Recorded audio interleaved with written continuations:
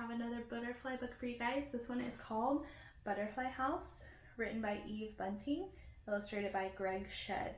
These illustrations are definitely beautiful, and they have really detailed illustrations. Alright. When I was just a little girl, I saw a small black creature like a tiny worm and saved it from a greedy jay who wanted it for lunch. The jay is this bird up here. I carried it inside, safe on a wide green leaf. My grandpa said it was a larva and soon would be a butterfly. We laid the larva carefully on the thistle leaves inside an empty jar, put in a twig for it to climb, then made a lid of soft white paper, all stuck around with glue. My grandpa knew exactly what to do. I raised a butterfly myself, he said, when I was just your age. How strange to think my grandpa once was young like me. We would have been best friends if I'd been there back then, I said. My grandpa smiled. It worked out anyhow. We're best friends now.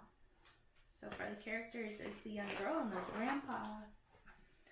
Up in his room, we found a box. I cut a window in its side, then covered it with a screen. Soon I could look inside and see my larva looking back at me. What would she see? A human face, so big and scary, strange and starry? What would she think? It'd be kind of creepy to see those eyes looking at you, right? I want it pretty till she goes, I said. And so, Grandpa and I drew flowers on colored paper, cone flowers, purple, blue, and marigolds, lanta, bright as a flame, and thistles too.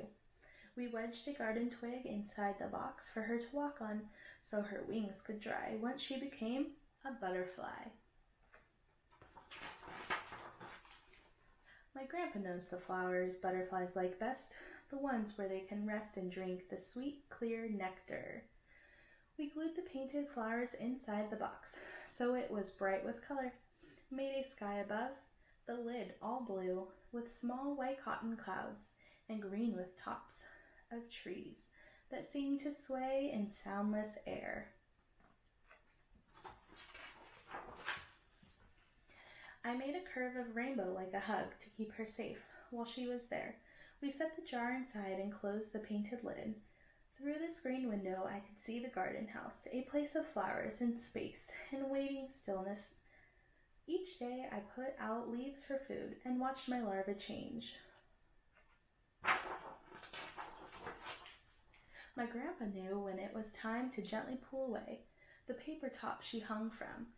I taped it to the wall inside her house and let her be.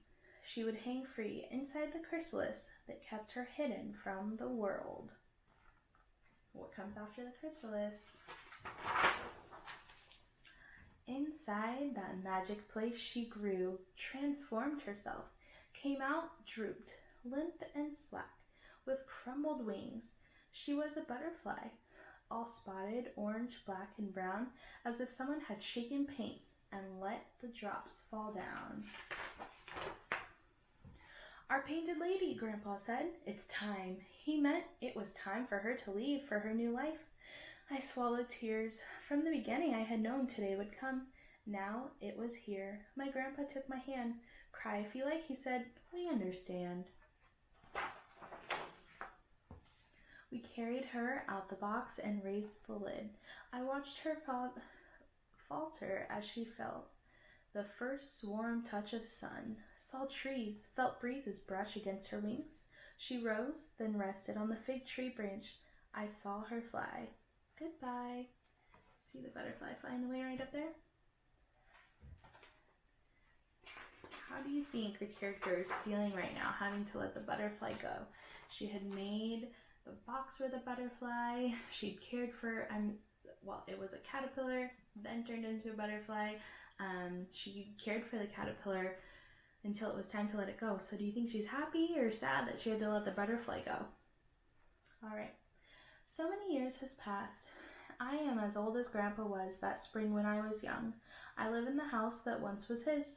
The garden glows with cone flowers, purple, blue, and marigolds, lanta, bright as flame, and thistles too.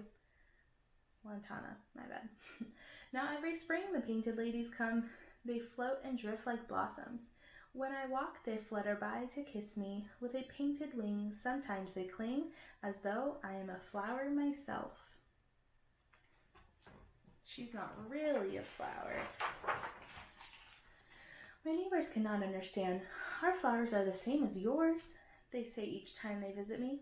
We even planted thistles to invite the butterflies, but they don't come. They fill your air like autumn leaves, although it isn't fall. It's such a mystery. I smile. It's not a mystery at all. I wonder why the butterflies choose to go to her yard instead of the neighbors' yards. I think my painted ladies talk among themselves of how their great-great-grandma, too far back to say, was saved from being eaten by a jay. This young girl made a house for her, they whisper as they fly, a painted garden in a box, so she'd see beauty as she hung in that half-sleep that we've all known.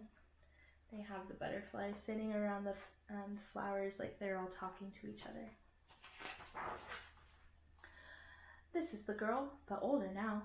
We visit her each spring to give her back the love she gave to us so long ago.